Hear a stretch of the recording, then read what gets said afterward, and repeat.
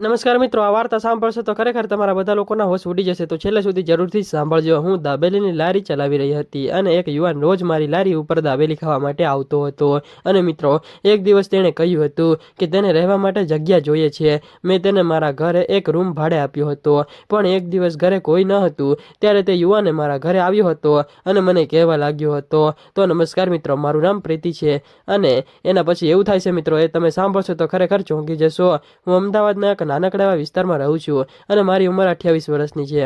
હું એક વિધવા છું અને મારી પાસે 2 વર્ષની નાનકડી એવી દીકરી છે જેનું નામ છે બંસી। બંસી મારું બધું જ છે અને તેના હસવાથી મારું ઘર પણ રોશન થાય છે, પણ આ હસવાની પાછળ એક લાંબુ એવું દુઃખ પણ છુપાયેલું છે। મિત્રો, વાર્તામાં આગળ વધતા પહેલા હું તમને બધા લોકોને જણાવી દઉં કે આ વાર્તા ફક્ત કાલ્પનિક છે અને તેનો કોઈ પણ વ્યક્તિ, જાતિ કે ધર્મ સાથે સંબંધ હોતો નથી। આ વાર્તા ફક્ત શૈક્ષણિક અને મનોરંજન માટેથી જ બનાવવામાં આવે છે, એટલે શૈક્ષણિક ઉદ્દેશ્યથી બનાવવામાં આવેલી છે। તો ચાલો વાર્તાની મજા માણો।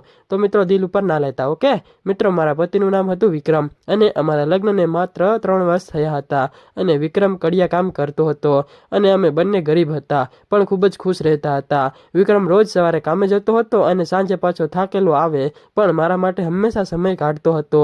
બંસી જન્મી હતી ત્યારે તેની ખુશીનો પાર જ ન રહ્યો હતો અને એ કહેતો હતો, પ્રીતિ, આપણી દીકરી મોટી થઈને ડોક્ટર બનશે અને આપણે એને બનાવશું, પણ નસીબને કંઈક બીજું જ મંજૂર હતું। શું ખબર, એક દિવસ વિક્રમ એક મોટી એવી બિલ્ડિંગ ઉપર કામ કરી રહ્યો હતો અને એ બિલ્ડિંગની ઊંચાઈ પરથી તેનું પગલું અચાનક લપસી ગયું અને તે નીચે પડી ગયો હતો।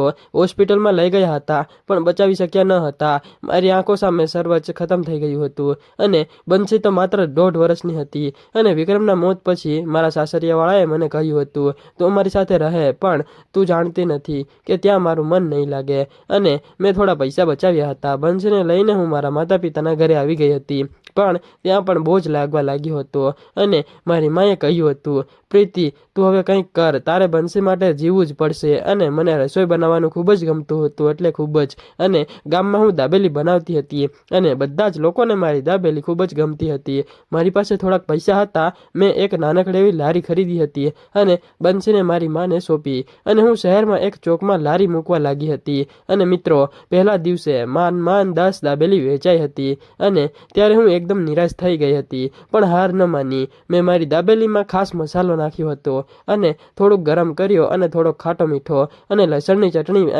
ચટણી બનાવી હતી। એ ચટણી એવી કે મોઢામાં પાણી આવી જાય અને ધીમે ધીમે લોકો આવવા લાગ્યા હતા, આ દાબેલી તો જબરજસ્ત છે એવું કહેતા હતા। એવી વાતો સાંભળીને ધીમે ધીમે મારું મન પણ હવે એકદમ શાંત થઈ ગયું હતું। પ્રીતિની દાબેલી પણ હવે એકલા હાથે સંભાળવું અને આ બધું મુશ્કેલ હતું। સવારે બજારે જાઉં ત્યારે બટાકા ઉકાળવા અને મસાલો તૈયાર કરવો અને પછી આખો દિવસ લારી ઉપર ઊભા રહેવું અને કામ કરવું અને સાંજે શરીર તૂટી જતું હતું। એટલે પછી મેં વિચાર્યું કે કોઈ મદદગાર રાખી લઉં તો મને પણ સારું પડે, એટલે મેં લારી પાસે એક બોર્ડ લગાવી દીધું હતું, મહેનતુ અને વિશ્વાસુ માણસ જોઈએ છે। અને એક સવારે 11 વાગે એક યુવાન આવ્યો હતો અને મિત્રો, એની વાત કરું તો એને સાદા કપડાં પણ ચહેરો એકદમ સાફ હતો અને એમની આંખોમાં ચમક હતી। તેણે દાબેલી ખાધી અને બોર્ડ જોયું હતું, પછી મારી પાસે આવ્યો હતો અને બોલ્યો હતો કે તમારે કામદાર જોઈએ છે। મેં કહ્યું, હા, પણ તમે કોણ છો? તે બોલ્યો હતો, મારું નામ રાજુ છે અને હું એક ગામડેથી આવ્યો છું અને નોકરી શોધું છું, મારે કામ જોઈએ છે અને ગ્રેજ્યુએટ છું, MPSની તૈયારી કરી રહ્યો છું। મેં તેને ધ્યાનથી જોયું, તેના ચહેરા પર ઈમાનદારી દેખાતી હતી અને મેં કહ્યું, અહીં સખત મહેનત છે, સવારે 6 વાગ્યે આવવાનું અને બટાકા છોલવા, મસાલો બનાવવાનો અને ગ્રાહકોને સંભાળવાના। ત્યારે રાજુ હસ્યો હતો, હું ગામડામાં ખેતરમાં કામ કરતો હતો, મારા માટે તો આ બધું સરળ છે અને શું તમે મને શીખવાડશો તો હું બધું જ કરી લઈશ। મેં પૂછ્યું, ક્યાં રહે છે? તે થોડોક ચૂપ રહ્યો હતો, પછી બોલ્યો હતો, દોસ્ત સાથે, પણ ત્યાં પણ રહેવામાં તકલીફ થઈ રહી છે અને શાંત ઓરડો મળે તો વધારે સારું, એટલે મારે વાંચવું પડે છે। મારા ઘરમાં 2 ઓરડા હતા, એકમાં હું અને બંસી રહેતા હતા અને બીજો ઓરડો એકદમ ખાલી હતો, એટલે મેં તેને કહ્યું, તું મારી ઘરે ત્યાં રહી શકાશો, પણ તું એક નિયમ પાળજે, મારી દીકરી છે અને હું એકલી જ રહું છું મારા ઘરે। ત્યારે રાજેશની આંખોમાં જોઈને કહ્યું હતું કે તમે મારી ઉપર વિશ્વાસ રાખો અને હું તમને ક્યારેય પણ ફરિયાદનો મોકો નહીં આપું। મેં કહ્યું હતું, તને પગાર 10,000 રૂપિયા આપીશ અને રહેવું અને ખાવાનું ફ્રી। રાજુ ત્યારે ખુશ થઈ ગયો હતો અને તો બોલ્યો હતો, હું કાલથી આવીશ। અને બીજે દિવસે રાજુ સવારે બરાબર 6 વાગ્યે આવ્યો હતો અને મેં તેને દાબેલી બનાવતા શીખવાડ્યું હતું અને પહેલા બટાકા મેશ કરવાના, બટાકાના મસાલો ભરવો અને લાલ ચટણી ચટણી લગાવવી અને સૌથી મહત્વનું હતું ગ્રાહકોને હસીને આપવાનું. રાજુ બધું જ કામ ઝડપથી શીખી ગયો હતો અને તેની મુસ્કાનથી ગ્રાહકો પણ હવે ખૂબ જ ખુશ બાળકો અને ખૂબ જ ખુશ થવા લાગ્યા હતા. તેને રાજુ કાકા કહેવા લાગ્યા હતા. સાંજે ઘરે આવ્યો, મેં બંસીને બતાવી હતી. બંસી ડરતી હતી પણ રાજુએ તેને ખોળામાં લીધી અને કહ્યું હતું, આ તો મારી એવી નાની એવી દીકુ છે. બંસી હસી પડી. રાજુ રોજ તેની સાથે રમતો હતો અને તેને ગોદમાં લઈને ગીતો ગાતો હતો અને બંસીના ચહેરા પર હાસ્ય જોઈને મારું હૃદય પણ એકદમ ભરાઈ આવતું હતું. અને રાજુ સવારે લારી પર કામ કરે અને સાંજે તેની વાંચીને મહેનત કરતો હતો અને હું તેની મહેનત જોઈને પ્રભાવિત થતી હતી. એક દિવસ મેં તેને પૂછ્યું હતું, રાજુ તું આટલી બધી મહેનત કેમ કરે છે? ત્યારે તે બોલ્યો હતો, મારા મા બાપ ગામડામાં રહે છે અને હું તેમને સારું એવું જીવન આપવા માંગુ છું અને તમે મને આશરો આપ્યો. હું તમારો ઋણી છું. તમારો આભાર. પણ એક દિવસ હું બીમાર પડી હતી અને તીવ્રતાઓ શરીર તૂટી ગયું હતું અને ત્યારે બંસી રડતી રહી હતી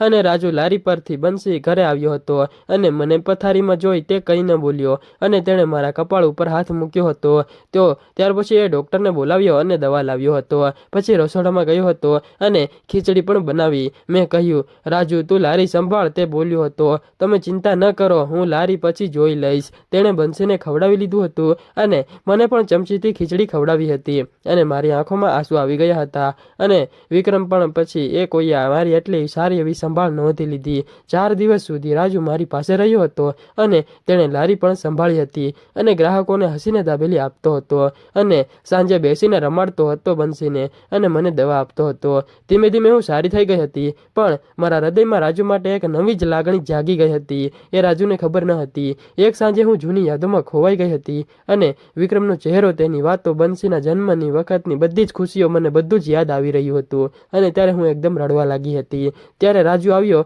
અને મને રડતી જોઈને એ મારી પાસે બેઠો હતો. તે ધીમેથી બોલ્યો હતો, શું થયું? મેં આંસુ લૂછ્યા અને કહ્યું, રાજુ મારા પતિનું નામ વિક્રમ હતું. તે કડિયો હતો અને ઊંચાઈ ઉપરથી પડી ગયો. બંસી તો નાની હતી, હું એકલી પડી ગઈ. પણ તું આવ્યો ત્યારથી મારી જિંદગીમાં રોશની આવી છે એવું મને લાગે છે. તું મારો સહારો બન્યો. રાજુએ મારો હાથ પકડ્યો હતો અને બોલ્યો હતો, તમે મને ઘર આપ્યું, રહેવા માટે સહારો આપ્યો અને વિશ્વાસ આપ્યો. હું તમને ક્યારે પણ એકલા નહીં છોડું. ત્યારે અમારી આંખોમાં કંઈક અલગ જ પ્રકારનું કંઈક દેખાતું હતું અને તે એક ક્ષણ અમને લાગ્યું હતું આ પ્રેમ છે. અને ધીમે ધીમે અમે એકબીજા ઉપર ખૂબ જ ભરોસો કરવા લાગ્યા હતા. એવો ભરોસો કે મિત્રો વાત જ ના કરો. સાંજે વાતો કરીએ અને બંસીને બેસીને રમાડીએ. રાજુની પત્ની બનવાની લાગણી મને થવા લાગી હતી. આમ જ 6 મહિના વીતતા ગયા હતા અને 6 મહિના પછી એક દિવસ પોસ્ટમેન પત્ર લઈને ઘરે આવ્યો હતો. રાજુએ ખોલ્યો હતો અને ત્યારે તેની આંખોમાં આંસુ અને ખુશી હતી. હું સામે ઊભી હતી અને ત્યારે તે બોલ્યો હતો, મારું સિલેક્શન થઈ ગયું છે અને હું ક્લાસ 1 ઓફિસર બનીશ.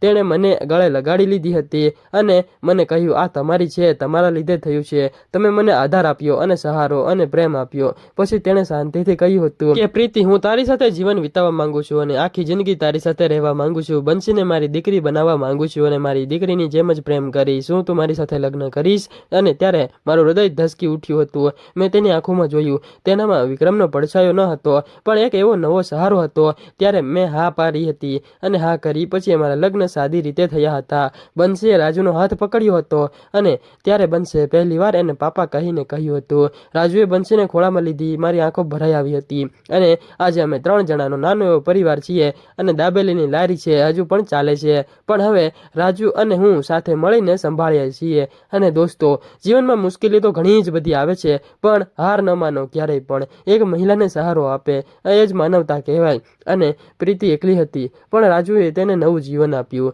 પ્રેમ તો એ સંબંધ નથી, એ આશા છે જે મરી ગયેલી છે અને જે મરી ગયેલી જિંદગીને ફરીથી જીવતી કરે છે એવી આશા છે. મિત્રો, તમને આ વાર્તા કેવી લાગી કમેન્ટ કરીને જરૂરથી જણાવજો. અને આ વાર્તા જો તમારી સાથે બને તો તમે શું કરો એ પણ કમેન્ટમાં લખતા જજો. ઓકે. અને હા, કોઈ વિધવા કે એકલી મહિલાને સહારો આપવાનો મોકો મળે તો તમે ચૂકશો નહીં મિત્રો. ઓકે. વિડીયો પસંદ આવ્યો હોય તો વિડીયોને લાઈક અને ચેનલને સબસ્ક્રાઈબ કરી દેજો. અને હા, આ વિડીયો તમારા દોસ્ત સાથે શેર કરવાનું ભૂલતા નહીં મિત્રો. અને વિડીયો પૂરો જોવા બદલ આપ સૌ મિત્રોનો દિલથી ખૂબ ખૂબ ધન્યવાદ અને આભાર. આપ સૌ ગુજરાતી મિત્રોનો હું દિલથી ધન્યવાદ માનું છું કારણ કે તમે મને એટલો બધો પ્રેમ આપી રહ્યા છો. અને મિત્રો, આ વિડીયોમાં કમેન્ટ ના કરો તો ચાલશે પણ શેર જરૂરથી કરી દેજો. આવતીકાલે ફરી મળીશું આના કરતાં પણ એક નવી અને ધમાકેદાર સ્ટોરી અને વિડીયોમાં. ત્યાં સુધી આવજો. ત્યાં સુધી તમારું ધ્યાન રાખજો અને તમે વાર્તા કયા શહેરમાં અને કયા ગામડાથી સાંભળો છો એ જરૂરથી કમેન્ટમાં લખતા જજો. અને મિત્રો સાચું પાછી એકવાર કહી દઉં કે આ વાર્તા ફક્ત કાલ્પનિક છે અને શૈક્ષણિક ઉદ્દેશ્યથી અને મનોરંજન માટે બનાવવામાં આવે છે. કોઈ પણ ધર્મ, વ્યક્તિ કે કોઈ પણ સાથે સંબંધ હોતો નથી.